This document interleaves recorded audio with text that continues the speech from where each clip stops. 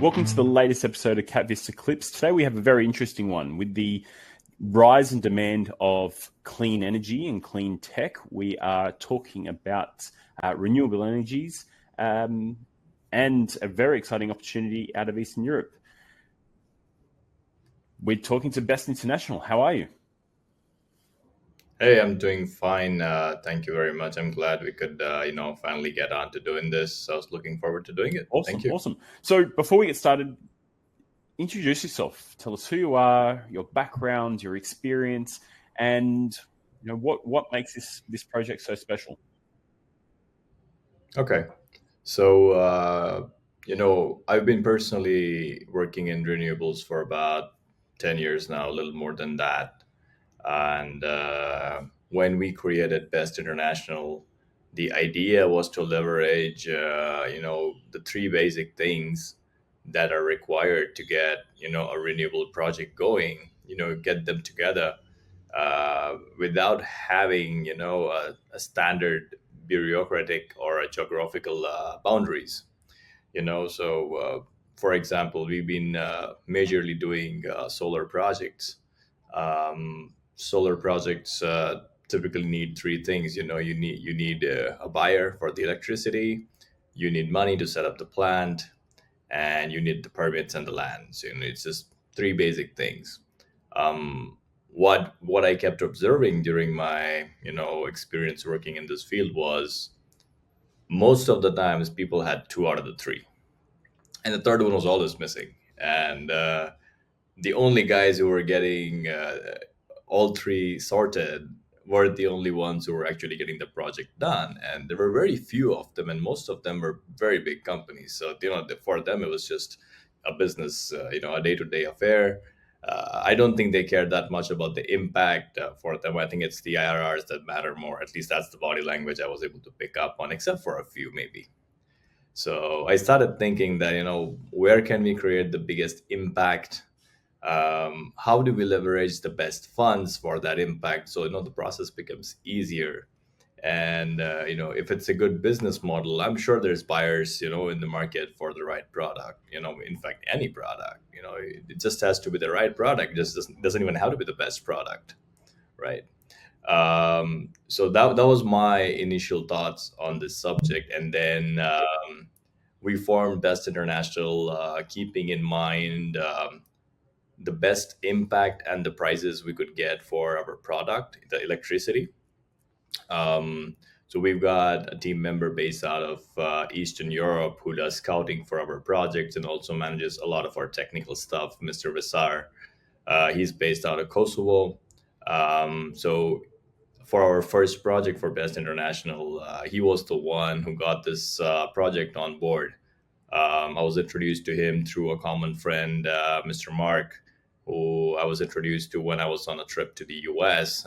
Mark was very passionate about batteries. So he shared my passion with batteries because batteries is going to be the future because, we've got a lot of raw material coming in terms of energy from the sun, natural climate with the wind. But, if you cannot find a way to harness or store this energy, you're always going to fall short, or you're going to keep converting other minerals to energy, usable energy for your purpose. So we have a shared passion for batteries. That's how me and Mark got together. And then we have an advisor, Mr. Hamza. He also based out of the US. He sort of keeps our team together, makes sure we're on the right track. We remain pragmatic, don't get too ahead of ourselves. So these are the four core people in our team. We got two more people. One's Mr. Art, who looks after our financials, and we've got Joy, who's our head of legal. She manages all our contracts. So that's the basic team that we have. It was a very organic coming together. Um, a lot of us got introduced as we were, moving along. It just happened that, I guess, because we had the right intent and we were putting things in action, I think we kept discovering people with the same value sets as us because, when friends make companies, they tend to make great companies, not just good companies. So That's the idea here. I'm not saying we're always aligned because there's always difference of opinions. It's never a straight line. But for the past 2.5 years, we initially started with a weekly cadence. We kept meeting every week. We didn't even have much to talk initially, but over the last year or so, we've been meeting on a daily cadence. All of us. So we make sure that we're committed to what we want to do together.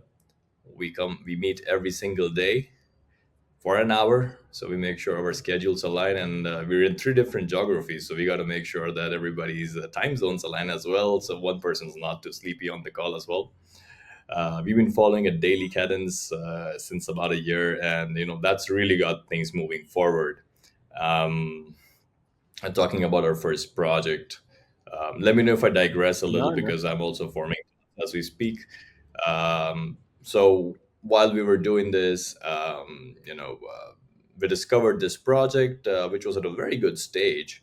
And like I mentioned earlier, there's only three things you need to get a renewable project going, or probably most projects or many business, so to speak. But at least this is what I figured out about solar because that's all I've done. Um, so we discovered this project, very nice. I physically went to see the site and everything and got some confidence out of it.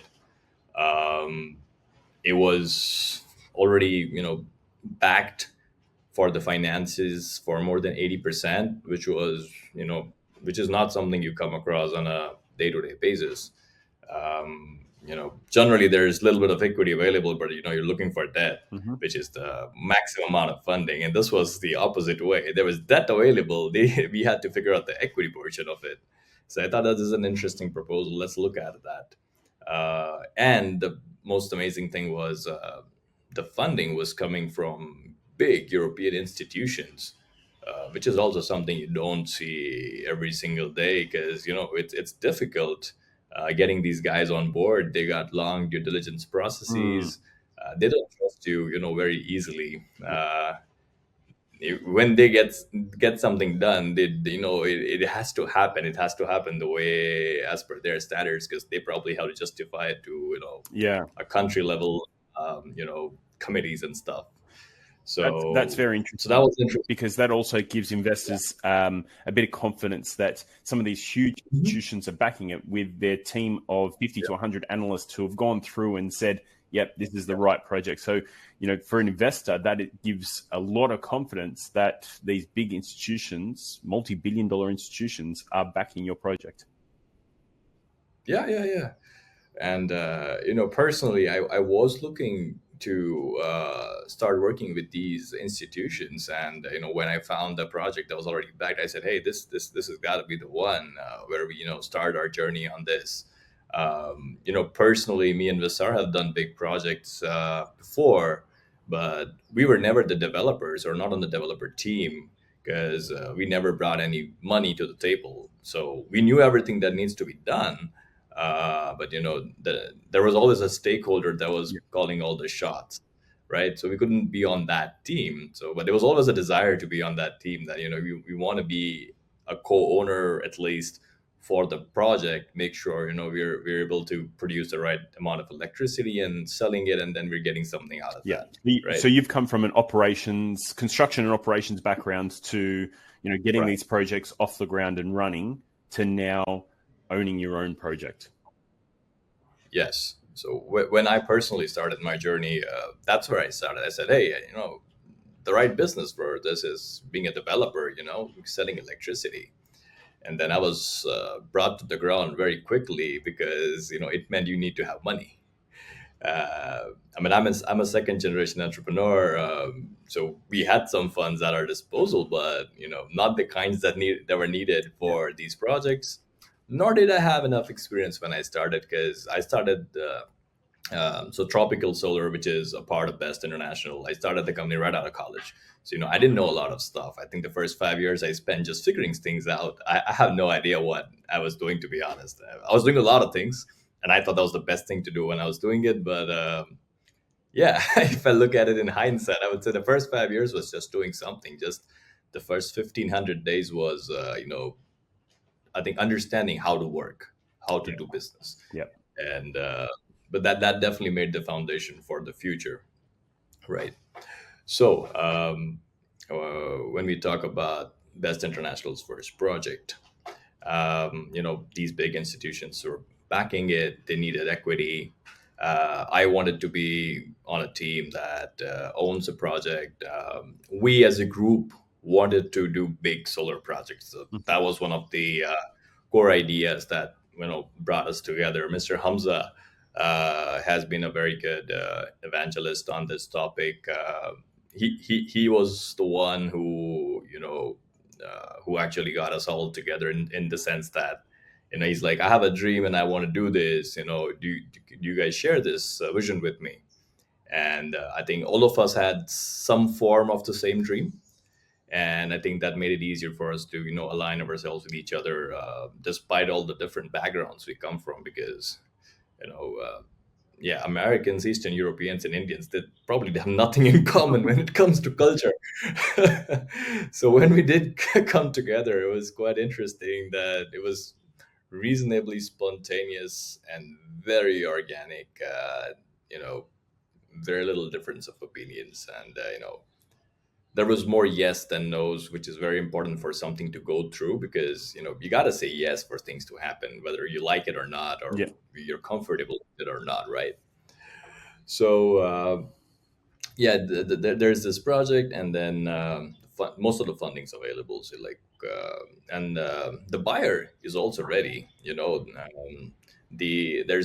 There's multiple big exchanges across Europe, and there's a big exchange who already issued a firm LOI to buy power from this project. So I said, hey, okay, the buyer's also figured out, the land is also figured out, because the guys who are leasing us the land, they're also on our team.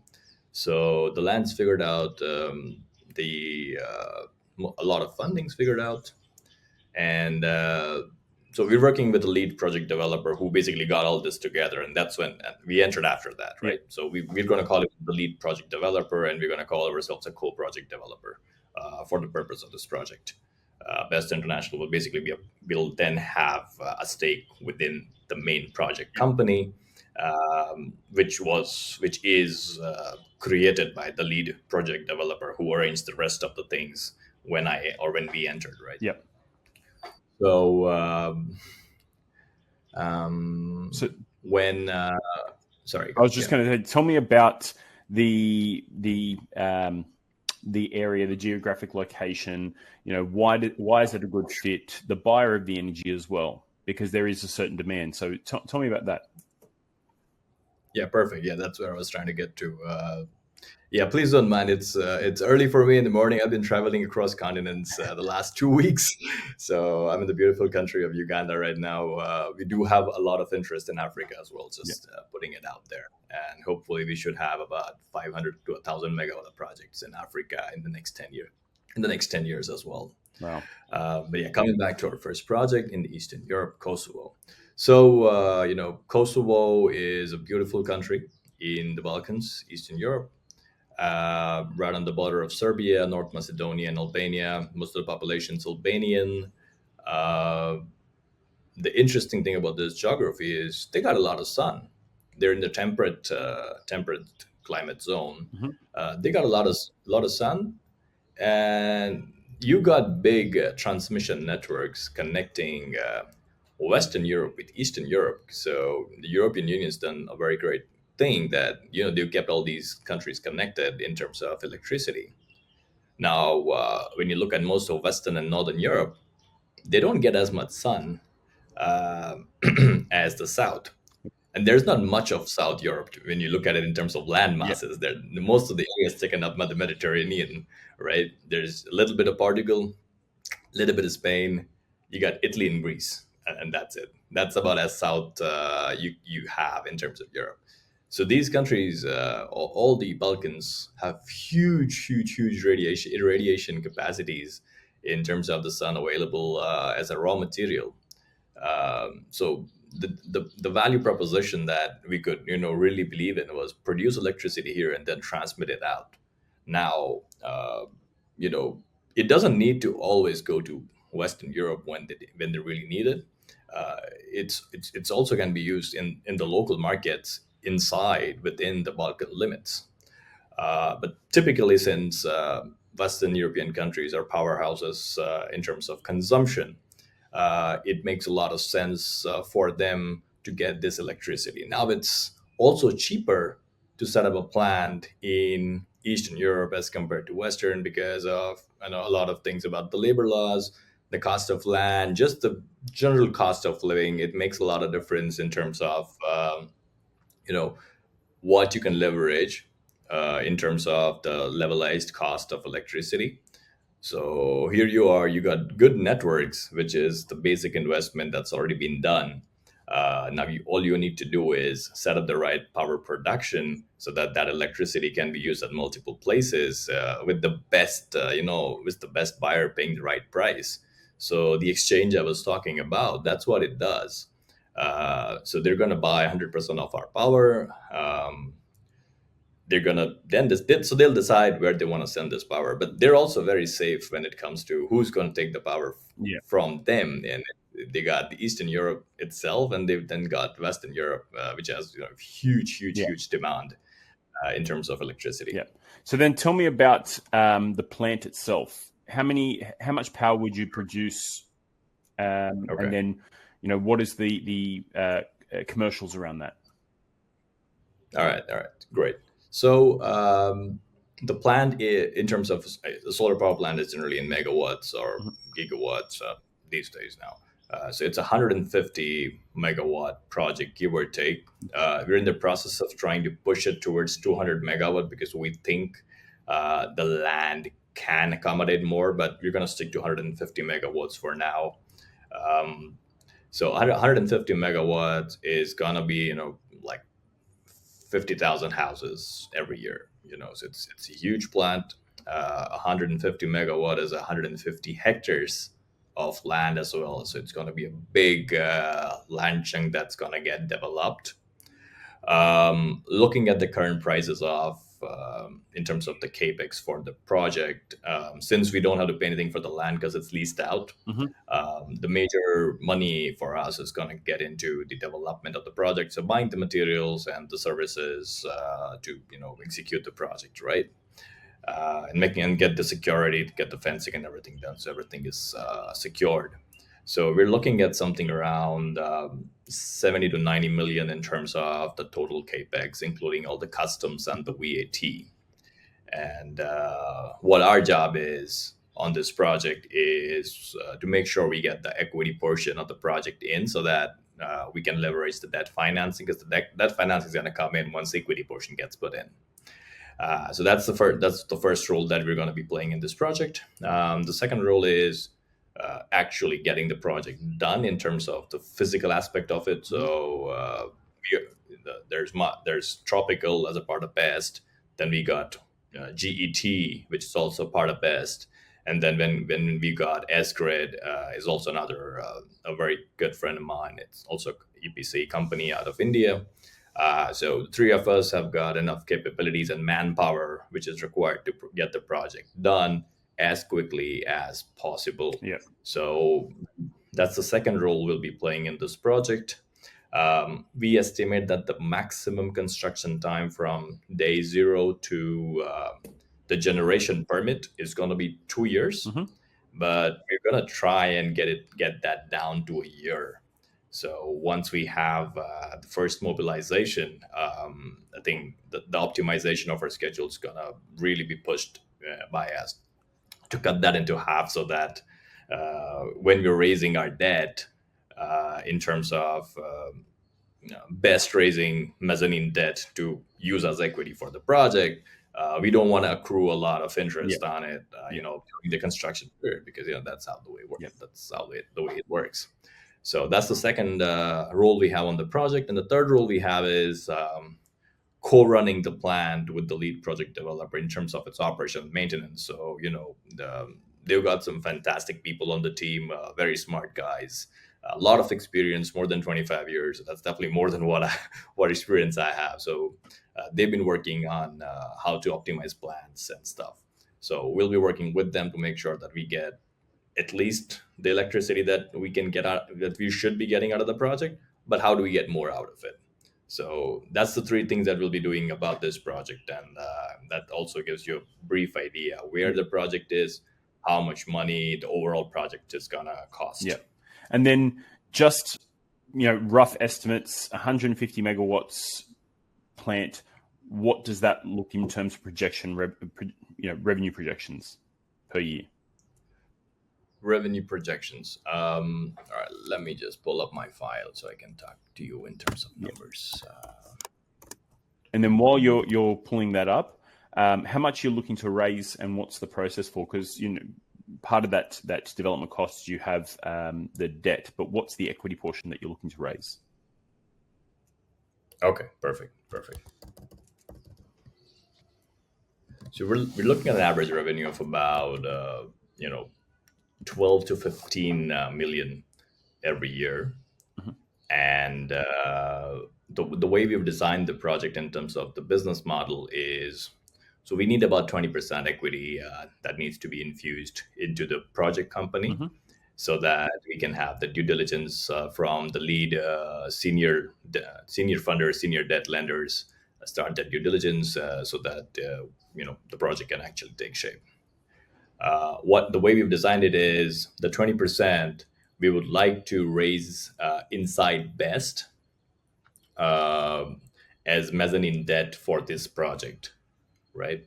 So it's technically pre-seed when it comes to Best International, but it's really mezzanine debt Yeah. in terms of the project. Now we've got enough funds to keep Best running, so that's not a problem for us. But 20% of the project is roughly around 15 million Yep. euros. However, we're looking at something between 17 to 18 million, just so that we have enough working capital for the first 3 years, because of the waterfall mechanism in terms of where the cash flow is going to flow after the revenue gets generated. So, the minimum requirements to inject is about 14 to 15. We would be raising close to 17, and if possible a little higher than that, as mezzanine debt. Yep. Put the funds into the project company. Yep. The funds will eventually, this cash flow is going to get translated to the asset on the balance sheet. But then And once that's done, But then the equity yeah, stays in the sorry. parent company, and then the ownership is carried forward on every single project that you have in the pipeline. Yes, that's Yep. that's the beautiful thing. We retain the equity in the project company, so we're planning for one more project right next to this one in the same area, because there's a 400 kV line, transmission line, passing right beside our project, and that's one of the reasons why we selected this land for the project. So it's got potential, and 400 kV lines can transmit a lot of power. So it would make sense for this area to, probably have a capacity of close to 500 to 800 megawatts of power in one location, Yep.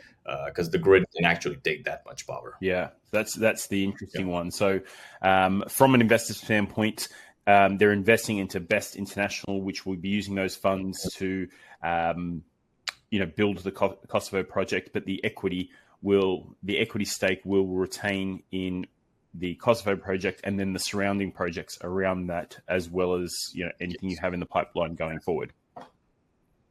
Yes. So we've got a two-tier structure in the project company.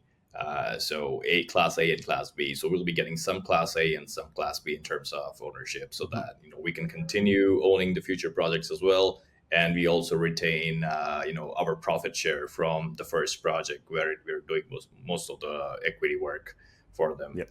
And going forward, and it's a good synergy in terms of the lead project developer and us, because a lot of our values align as well. We've been speaking with them for more than 8 months now, and I've seen them grow organically with our team, with my team as well. We were having sporadic meetings initially, but now we also have a cadence with them, so we meet every 2 weeks. make sure that we have an update. And if there's no update, we still meet and make sure that there's some Yeah. engagement to make sure that things are re-clarified, because when you talk things, they develop into something better. So we have a very good cadence with our lead project developer as well at this point of time. Yeah. Okay, that's very exciting. I'm not going to take up too much more of your time, but it's great to go through that project. I think it's very exciting, very interesting. From a demand level, solar clean energy is something that every government on the planet is looking at, transitioning away from fossil fuels, and they're looking for cleaner technology. So I believe that this project is needed, and you've done the work to find the best location. Like you said, it's runs along the power line. It's a plug straight into Western Europe. There's always going to be a demand there, and the demand is just going to keep growing and growing and growing. So I think this is very, very interesting.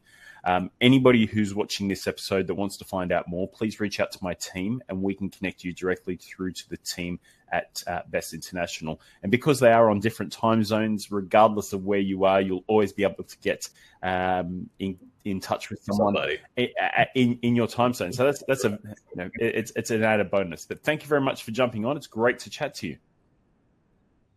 Thank you very much, Daniel.